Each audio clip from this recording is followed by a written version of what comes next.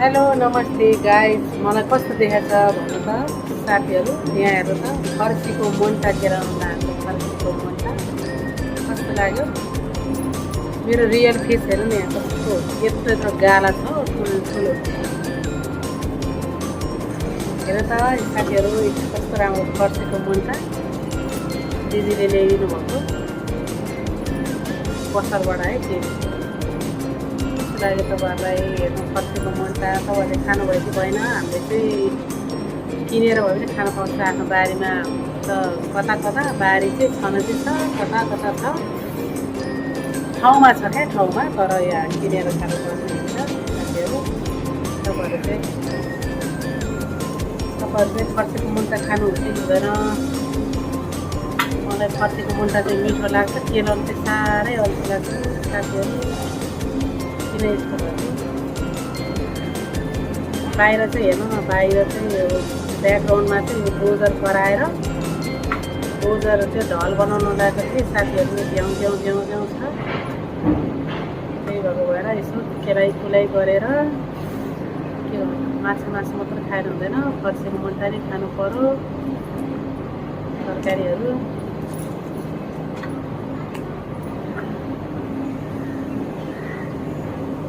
कतिको मिठो लाग्छ तपाईँहरूलाई भन्नु होला साथीहरू। म चाहिँ फर्सीको मुन्टा यस्तो गरेर खेलाउँछु हेर्नु।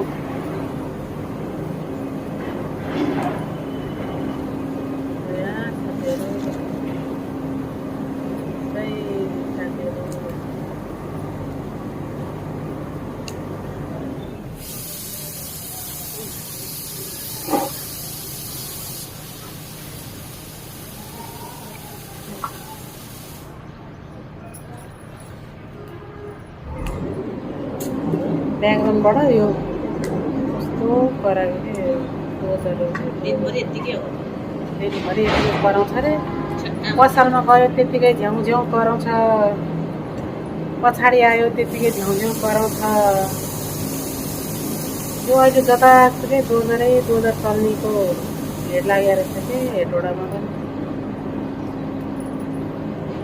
अगाडि गयो दिउँसो पिज तातेर बस्न सक्दैन, घरमा आयो अगाडिबाट जस्ताले बोलेर बस्न सक्दैन। के भएको होला यस्तो?